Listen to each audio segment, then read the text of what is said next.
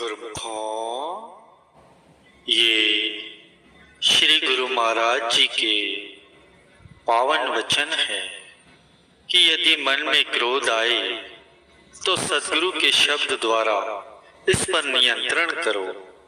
इसी प्रकार अन्य विकारों के आक्रमण से बचने के लिए भी गुरु शब्द का अभ्यास अति आवश्यक है।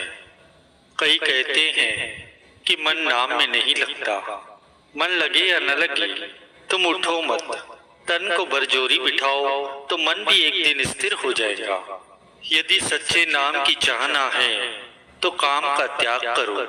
जैसे दिन और रात इकट्ठे नहीं रह सकते, वैसे ही नाम और काम दिल में एक साथ नहीं रह सकते। जिसमें इच्छाएं नहीं है वह शाहों का शाह है। बाहरी परिस्थितियां उसकी चाहे कैसी भी हो, इच्छाओं वाला भूखा और दुखी रहता है, चाहे उसके पास लाखों करोड़ों क्यों न हो। नाम के सिमरन से ही अंतकरण शुद्ध होता है और उसी के द्वारा ही शुभ कर्म भी होते हैं। कई लोग नाम का सिमरन छोड़कर अन्य शुभ कर्म शुरू कर देते हैं, परंतु आधे मार्ग में ही गिर जाते हैं। किसी को अहंकार गिरा देता है तो किसी को कर्म फल की इच्छा आगे बढ़ने से रोकती है। संतों ने नाम के सिमरन पर जोर दिया है, इसीलिए नाम का सिमरन करना जड़ को पानी देना है और नाम को बुलाकर बाकी के शेष कर्म करना मानव पत्तों को गीला करना है। जो माता पिता ये चाहते हैं कि उनकी संतान सदैव सुखी रहे, तो उन्हें चाहिए कि संतान के मन में सत्संग के संस्कार शुरू से ही डालें। जिन बातों से तुम्हारा काम नहीं है उनमें व्यर्थ हस्तक्षेप न करो। अपने जीवन का एक एक श्वास सोच समझकर खर्च करो और लाभप्रद सौदा करो। यह सोचकर दुखी न हो कि यह ऐसा क्यों हुआ।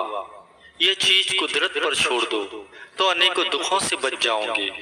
चाहे कितना भी मूल्य दो, जीवन का एक श्वास भी नहीं बढ़ सकता। ऐसे अमूल्य श्वासों की कदर करो, इन्हें गुरु शब्द में लगाकर सफल करो।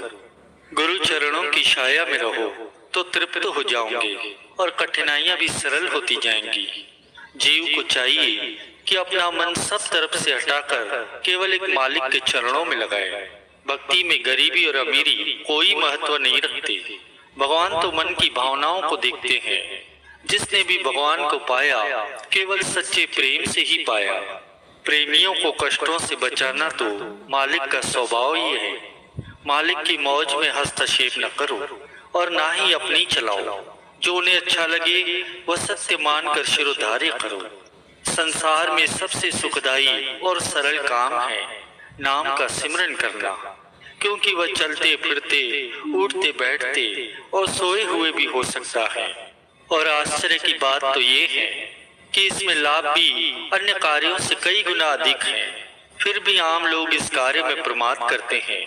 सब तीर्थ करने और व्रत रखने की अपेक्षा गुरुमुख बनकर नाम का सिमरन करना अति उत्तम होता है। सच्चा धर्म तो ये है कि आत्मा पर जो मोह माया की मेल का आवरण चढ़ चुका है उसे नाम की कमाई से धोकर आत्मा को परमात्मा से मिलाना। बाकी शारीरिक उन्नति तो धर्म की छाया मात्र है। संतों की वाणियां केवल पढ़ो नहीं बल्कि अमल करके देखो तो तुम्हारा अनुभव खुलेगा और स्वयं को परिवर्तित रूप में देखोगे। दुखिया से सुखिया, भूखे से तृप्त और अशांत से शांत हो जाओगे। पूर्ण संत सद्गुरु का वचन दुर्दर्गाई वचन है। जो अपनी सुरती को उनसे मिलाते हैं वे सरलता से दुर्दरगाह में पहुंचते हैं। लेकिन यह कोई ऐसी सरल बात नहीं जो प्रत्येक व्यक्ति कर सके। बुद्धि और चतुराई इस मार्ग में बाधा है। इनसे वही संस्कारी या शूरवीर गुरुमुख मुक्त हो सकता है जो मन की एक भी न माने। मन माया की तरफ आकृष्ट होता है और आत्मा परमात्मा की ओर खींचातानी लगी हुई है। दोनों में से जिसकी शक्ति अधिक होगी उसकी विजय होगी। हे सेवक, तुम मन का कहना न मानो तो वह निर्बल हो जाएगा और तब आत्मा परमात्मा से जा मिलेंगी। पशु और मनुष्य में यही अंतर है कि मनुष्य आत्मिक उन्नति का साधन कर सकता है लेकिन पशु नहीं कर सकता। जो मनुष्य जन्म पाकर भी यह कार्य नहीं करता तो उसमें और पशु में फिर अंतर क्या हुआ। आत्मिक उन्नति करने का अधिकार जैसा इंसान को है, ऐसे उत्तम समय की देवता भी याचना करते हैं। ज्ञानवान और भाग्यवान तो वो है जो समय का पूरा पूरा लाभ ग्रहण करने में प्रमाद न करे। संत सद्गुरु की शरण में जाकर शब्द की कमाई कर मन माया के चक्कर से मुक्त होकर वास्तविक स्वतंत्रता प्राप्त करे। सच्चे गुरु के दरबार में ये तासीर है कि विकारी मनुष्य भी अधिकारी बनकर अपना जन्म संवार लेते हैं। शब्द अभ्यास के बिना कर्मों की जड़ नहीं काटी जा सकती। जो लोग गुरुमति और नाम अभ्यास को छोड़कर मन के विचारानुसार कर्म करते हैं, वे कर्म फल से बच नहीं सकते। पूर्ण सद्गुरु का हाथ खंडों ब्रह्मांडों तक पहुंचता है। वे अपने सच्चे सेवक की लोक परलोक में सहायता करते हैं। शब्द अभ्यास से ही अमर पद प्राप्त किया जा सकता है। तुम नाम का सिमरन करोगे तो सद्गुरु की वास्तविक शक्ति को जानोगे और उनका हार्दिक आभार मानोगे। पूर्ण सद्गुरु अभ्यास का सरल से सरल साधन बतलाते हैं, जो कि अति फलदायक होता है और उसे करने में कोई कठिनाई या भय नहीं होता और उसे प्रत्येक प्राणी हर समय कर सकता है। आंतरिक नेत्र खुले हुए हो तो अपने पराई की पहचान होती है, नहीं तो मनुष्य अंधे के समान परख शक्ति को खोकर सद्गुरु जो वास्तव में अपने हैं उन्हें बेगाना समझते हैं और स्वार्थियों को अपना समझता है। ईश्वर के निमित्त कार्य करो तो कर्म बंधन में नहीं बंधे जाओगे। स्वयं को कर्ता समझोगे तो फल अवश्य ही भोगना पड़ेगा। तुम जो कुछ भी करते हो या सोचते हो उसे तुम्हारा मालिक भली भांति जानता है। उसकी प्रसन्नता हेतु कर्म भी करो और विचार भी करो।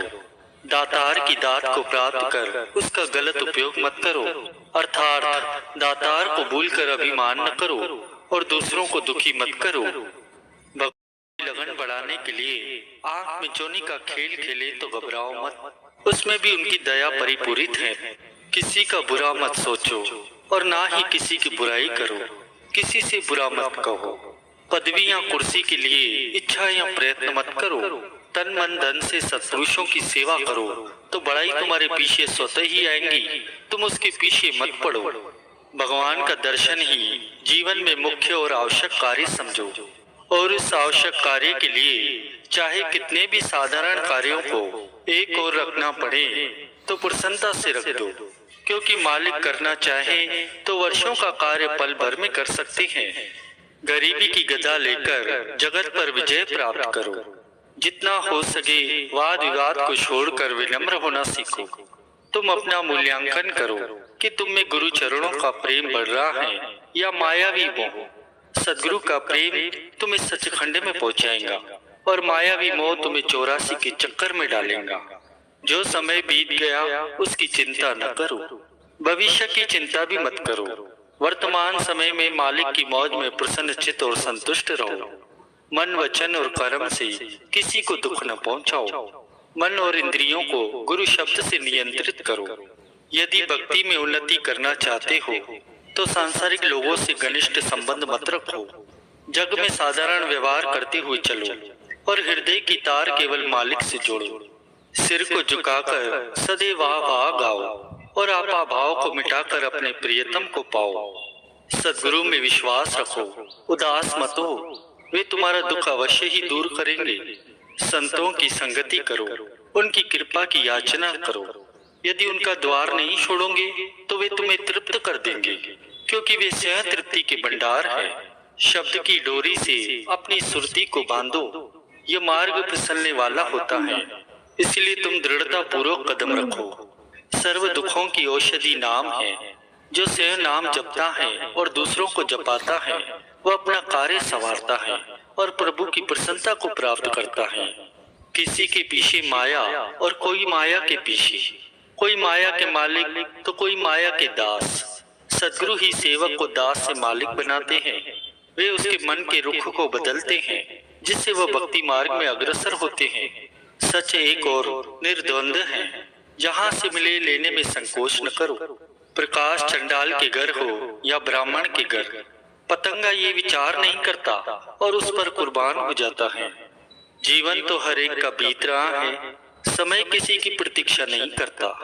अब देखना ये है कि जीवन किसके निमित्त बीत रहा है अर्जुन ने भी मित्र संबंधियों का मोह त्याग कर केवल एक भगवान श्री कृष्ण के निमित्त जीवन बिताया, तभी तो उसने बल, नाम और प्रभु की कृपा को प्राप्त किया।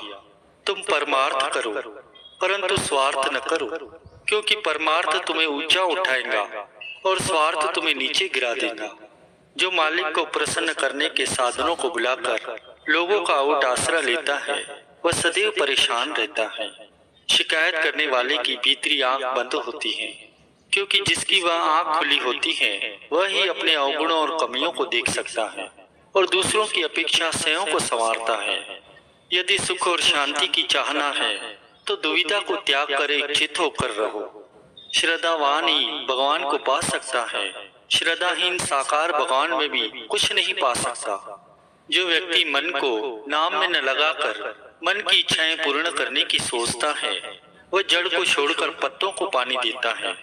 आशा रखना ही आशा पूर्ण होने में बाधा है और आशा त्यागना ही उसके पूर्ण होने का एकमात्र साधन है। जिसने अपने मन और बुद्धि को नाम के निर्मल मन से धोकर स्वच्छ नहीं किया, उससे शुभ कर्म होते ही नहीं है। तुम अधिकार प्राप्त करने के लिए पीछे मत पड़ो। जब तुम योग्य बन जाओगे तो प्रत्येक अधिकार तुम्हारे पास स्वतः दौड़ता आएगा। इसलिए तुम स्वयं को योग्य बनाने का प्रयत्न करो। जब तुम्हारे हृदय में किसी के प्रति घृणा है तो उसे तुरंत निकाल दो, नहीं तो वह अपना काम किए बिना नहीं रहेंगी। घृणा का उत्तर घृणा से मिलेगा और प्रेम का उत्तर प्रेम से। कई कहते हैं कि हम भक्ति भी करते हैं और दुख भी अधिक भोगते हैं। वे अंतर्मुख होकर देखें कि वे भक्ति भगवान की नहीं करते, बल्कि पदार्थों की करते हैं, सम्मान की करते हैं, आशाओं की करते हैं, और इन पदार्थों की इच्छा से तो दुख ही प्राप्त होगा। सद्गुरु सब देवों के देव हैं। यदि तुम उनकी आज्ञा अनुसार चलोगे तो सब देवता तुम्हारी इच्छा अनुसार चलना शुरू कर देंगे और रिद्धियां सिद्धियां तुम्हारी सेवा में खड़ी रहेंगी। वीडियो लाइक करना, सब्सक्राइब करना।